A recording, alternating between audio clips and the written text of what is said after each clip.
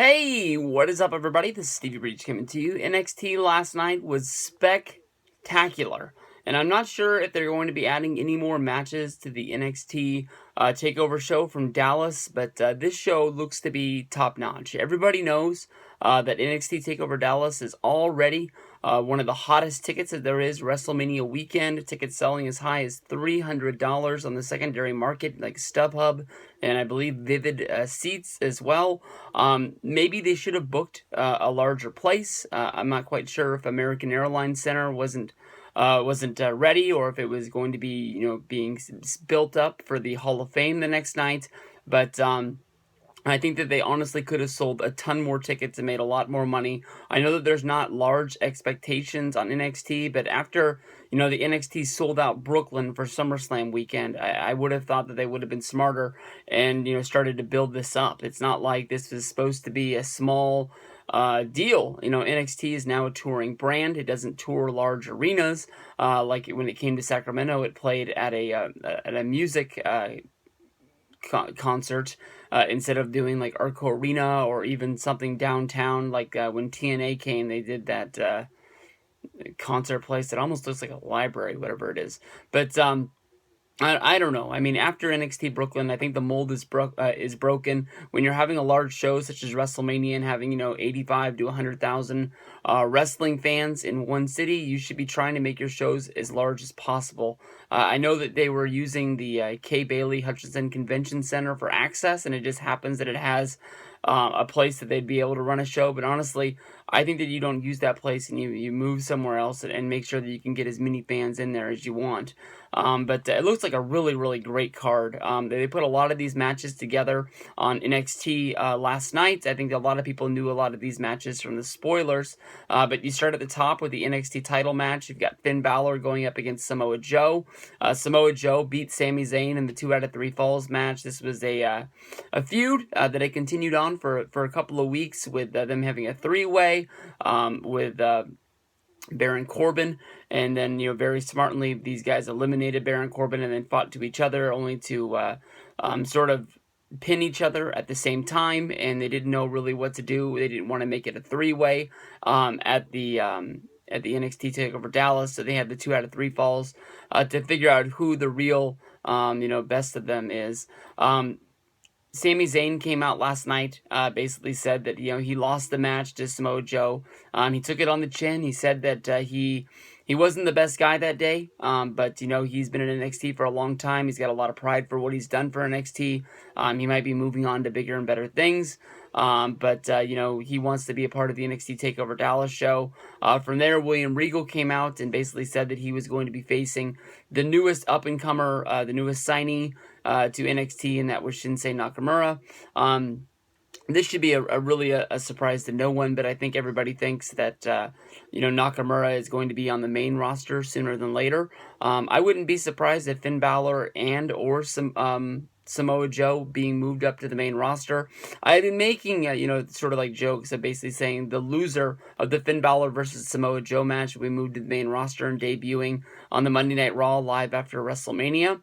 But definitely they have big plans for Finn Balor with the Bulletproof Balor Club, with the incoming Machine Gun Carl Anderson and Luke Gallows.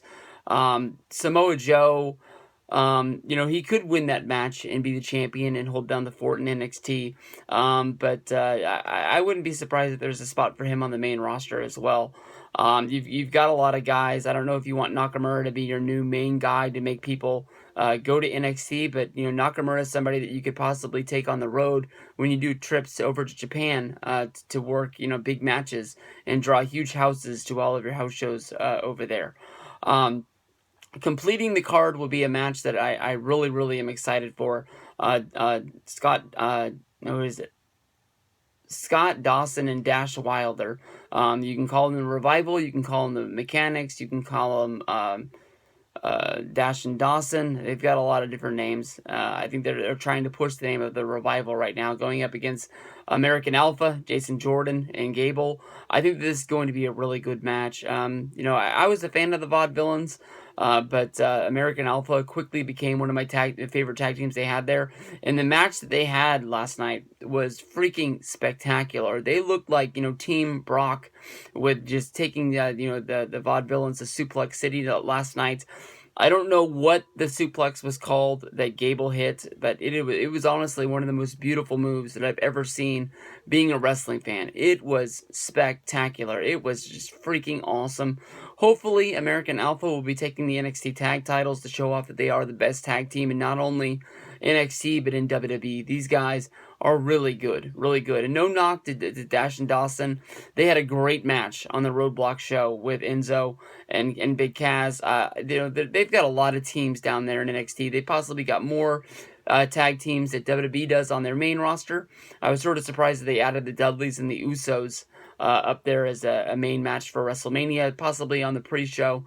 But the tag division hasn't really meant anything to WWE in a long time. So, this does show hope that, Triple H, when he said something back in like 2010 and he was moving in, that it was one of his pet projects that he wanted to reshape the tag team division. And, there was rumors of, getting the Wolves, rumors of getting the Briscoes, taking a lot of teams from ROH, and none of that ever panned out. And now here we are. You can see that the tag team division in NXT really is a priority for him. So hopefully that means that the tag division in WWE will mean something somewhere down the road. From there we go to Baron Corbin facing the debuting Austin Aries. It doesn't look like he's going to have a match before this match, so this will be his debut match in NXT. It should be really, really big. And then you have Bayley versus Asuka, which was named last night after Bayley and Asuka teamed up to meet Nia Jax and Eva Marie. This should be a really fun match. I think that Bayley down there in NXT really hasn't had somebody to push her to the limits, and with all the girls leaving and going up to the main roster, it sort of felt gutted that no one was able to help her. But this is gonna be good. I don't know if Bayley finds a way to pull out the win and still is queen over NXT. I know a lot of people are looking to see when she gets moved up to the main roster. I don't know how you use her once you get up there. If she's the come from behind champion, if she's the girl that everybody loves, even though she loses all of her matches. I just don't want her to be what Emma was when Emma went up to the main roster last time, which she just ended up being Santino's girlfriend and never really found a place up there. And then once Santino had his injury, they just completely had nothing for her. I don't know. She's gonna be a star when she gets out there. Definitely, she's gonna be able to connect with the people on television and at house shows better than almost any person that they have up there in the women's division right now.